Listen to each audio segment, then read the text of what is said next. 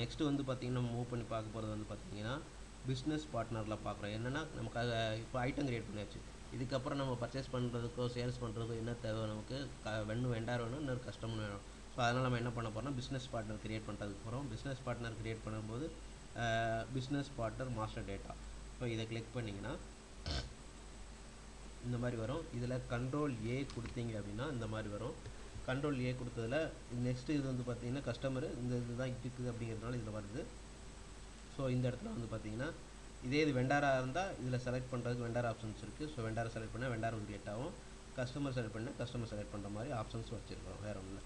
So இப்போ நம்ம வந்து ஃபஸ்ட்டு என்ன பண்ண போகிறோம், கஸ்டமர் க்ரியேட் பண்ண போகிறோம். கஸ்டமர் க்ரியேட் பண்ணுறதுக்கு வந்து பார்த்திங்கன்னா இதில் வந்து பார்த்திங்கன்னா ஏபிசி அப்படின்னு ஒரு கஸ்டமர் க்ரியேட் பண்ணுறோம்.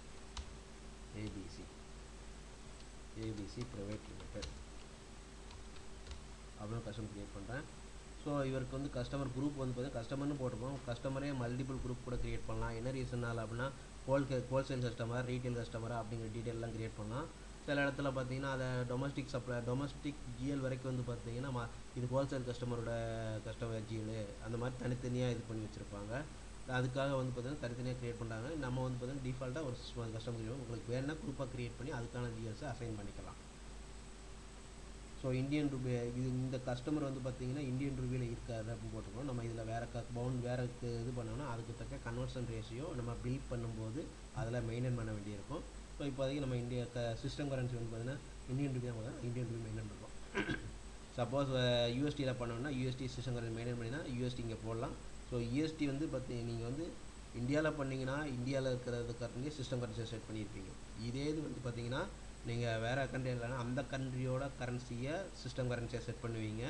வேறு கண்ட்ரிகளில் உள்ள இப்போ இம்போர்ட்டோ இல்லாட்டி எக்ஸ்போர்ட்டோ பண்ணுறீங்கன்னா அதுக்கான கஸ்டமருக்கோ வெண்டாருக்கோ நீங்கள் அவங்களோட கரன்சி என்ன கரன்சியில் நீங்கள் செட்டில் பண்ணுறீங்களோ அந்த கரன்சியை அந்த இடத்துல மெயின்டைன் பண்ணுவீங்க. அவ்வளோதான். ஓகேங்களா? ஸோ இதில் ஜென்ரலில் வரீங்க. ஜென்ரலாக அந்த கஸ்டமரை பற்றி உங்களுக்கு என்ன ஒரு நிமிஷம் ஃபாரின் நேம் அப்படிங்கிறது என்னென்னா இப்போ ஏபிசி ப்ரைவேட் லிமிடெட் அப்படிங்கிறது என்ன பண்ணியிருப்பாங்கன்னா இந்தியாவில் வச்சுருக்காங்க ஒரு நேம். ஓகேவா? அதே இது பார்த்தோன்னா இதே கம்பெனிக்காரங்க வந்து பார்த்தோன்னா உனக்கு ஸ்ரீலங்காவில் வச்சுருப்பாங்க, மறுபடியும் வந்து பார்த்தோன்னா யூஎஸில் வச்சுருப்பாங்க, மறுபடியும் வேறு அதர் கண்ட்ரிஸ் எல்லாத்துலேயும் வச்சுருப்பாங்க. அதர் கண்ட்ரிஸில் எல்லாம் வச்சுட்டு என்ன பண்ணுவாங்க அப்படின்னா வந்து இவங்களுக்கு ஒரு குரூப் ஆஃப் கம்பெனி ஒன்று வச்சுருப்பாங்க. ஓகேவா? அந்த குரூப் ஆஃப் கம்பெனி இப்போ வந்து ஏபிசி ப்ரைவேட் லிமிடெட் வச்சு ஏபிசி ஸ்ரீலங்கா லிமிடெட், ஏபிசி யூஎஸில் ஏதாச்சும் ஒரு கம்பெனி வச்சுருப்பாங்க. ஆனால் வந்து அவனோட கம்பெனி குரூப் நேமாக என்ன வச்சுருப்பாங்க, ஏபிசி குரூப்னு வச்சுருப்பாங்க. அதை ஃபாரின் லிமிட்டில் போட்டுக்குவாங்க. ஏன்னா உனக்கு வந்து பார்த்தீங்கன்னா ஏபிசி குரூப்னு சொல்லி இப்போ இனி ஸ்ரீலங்கா பண்ணுறது வேறு இதில் பண்ணுவேன், யூஎஸ்க்கு பண்ணுறது வேறு இதில் பண்ணுவேன், எல்லாத்துக்கும் பண்ணுறது வேறு நேமில் பண்ணியிருப்பாங்க. ஆனால் கஸ்டமர் உனக்கு ஒரே கஸ்டமர் வேறு கஸ்டமர். ஆனால் வந்து இவங்களோட குரூப் ஆஃப் கம்பெனி வந்து பார்த்தீங்கன்னா ஒரே குரூப் ஆஃப் இருக்கும். அதுதான் வந்து ஏபிசினா ஏபிசி குரூப்னு வச்சுருப்பாங்க.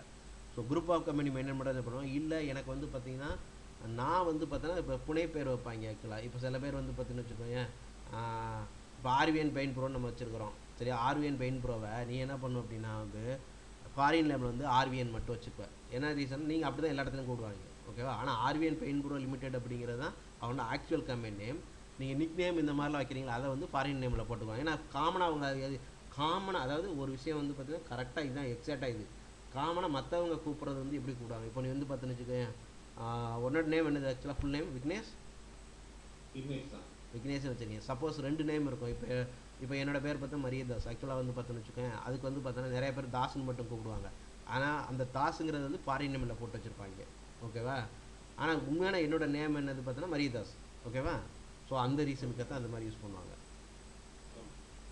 ஸோ அதே மாதிரி பார்த்தீங்கன்னா இதில் டெலிஃபோன் நம்பரு, மொபைல் நம்பரு, இந்த டீட்டெயில் எல்லாம் காமனாக, அதாவது ஒரு கம்பெனினா அந்த கம்பெனிக்கு காமன் டீட்டெயில் மெயின்டைன் பண்ணுற டீட்டெயில்ஸ் எல்லாத்தையுமே இந்த இடத்துலலாம் மெயின்டைன் பண்ணுவாங்க.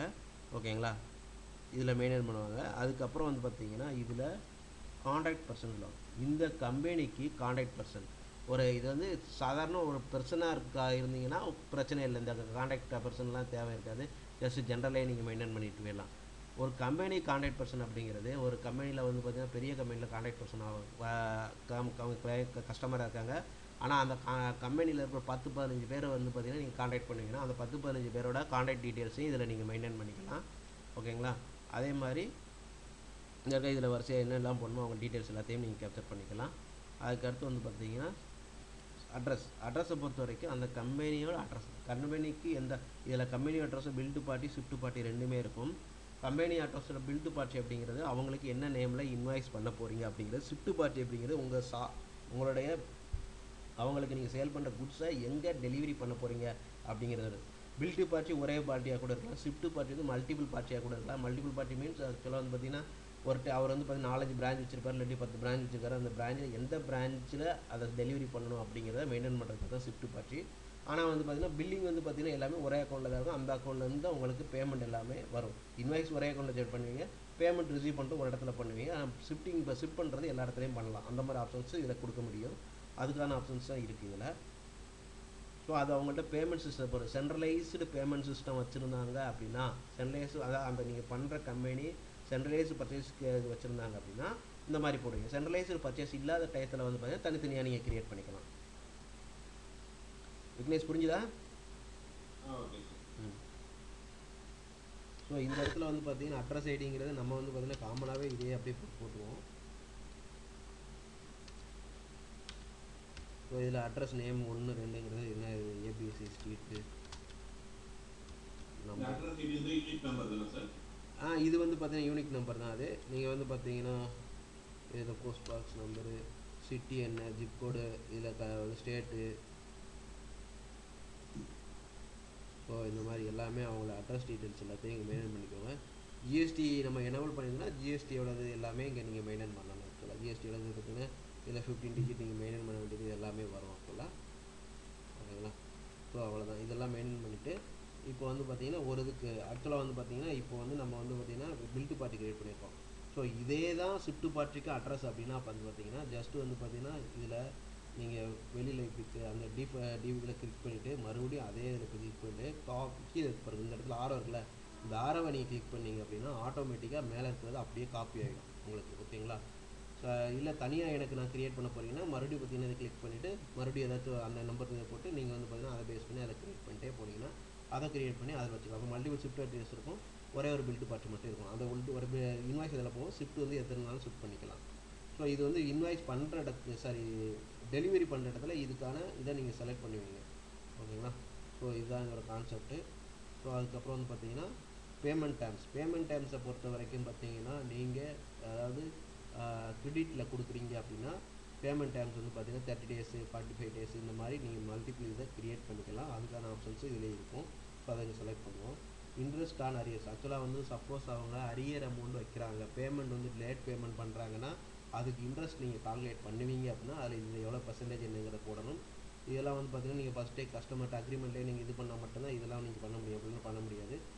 ப்ரைஸ் லிஸ்ட்டை பொறுத்த வரைக்கும் மல்டிபிள் ப்ரைஸ் லிஸ்ட் இருக்கும். இந்த கஸ்டமருக்கு எந்த ப்ரைஸ் லிஸ்ட்டில் நீங்கள் சேல் பண்ண போகிறீங்க அப்படிங்கிறத இங்கே செலக்ட் பண்ணிக்கோங்க. டிஸ்கவுண்ட் ஏதாவது கொடுப்பீங்க, இப்போ டோட்டலாக எவ்வளோ டிஸ்கவுண்ட் போடலாம் அப்படிங்கிற டீட்டெயில் இங்கே மெயின்டைன் பண்ணிக்கலாம். கிரெடிட் லிமிட் ஆக்சுவலாக வந்து பார்த்தீங்கன்னா இந்த கஸ்டமருக்கு வந்து பார்த்தீங்கன்னா இங்கே இதில் கொடுக்குறீங்க. அப்போ வந்து பார்த்தீங்கன்னா அவர் ஒரு மந்தில் ஒரு 30 days கொடுத்து 1 month வந்து 1 lakh வரை பண்ணலாம், 2 லட்சம் வரைக்கும் அவர் மல்டிபிள் பில் செட் பண்ணிக்கலாம் அப்படிங்கிற டீட்டெயிலோட உள்ளது. அது கிரெடிட் லிமிட். அதுக்கு மேலே போகும்போது ஆட்டோமேட்டிக்காக பிளாக் ஆகணும், நீங்கள் பிளாக் பண்ணிக்கலாம். கமிட்மெண்ட் லிமிட் அப்படிங்கிறத பார்த்தீங்கன்னா நீங்கள் இப்போ 1 lakh கொடுத்துருக்கீங்களா, இந்த மாதிரி கமிட்மெண்ட் அவர் வந்து சில நேரம் வந்து பார்த்தீங்கன்னா சில பேர் கமிட்மெண்ட் லிமிட் கேட்பாங்க. என்ன ரீசன்னாலாம் ஒரு இயரில் இவ்வளோ நான் பண்ணுவேன் அப்படிங்கிற இது கொடுப்பாங்க. அந்த மாதிரி இருந்தால் அவர் எவ்வளோ கமிட்மெண்ட் பண்ணியிருக்காரு அப்படிங்கிற டீட்டெயில்ஸையும் நீங்கள் மெயின்டைன் பண்ணிக்கலாம். ரன்னிங் டேம் அப்படிங்கிறது இன்ட்ரெஸ்ட் இதெல்லாம் ஃபிக்ஸ் பண்ணியிருக்கீங்கன்னா டன்னிங் ப்ரொசீஜர்னு ஒன்று ரன் பண்ணுவாங்க. என்ன பர்பஸ்க்காக அப்படின்னா இவர் டியூவில் போகிறார் அப்படின்னா டன்னிங் ப்ரொசீஜர் போட்டிருந்தீங்கன்னா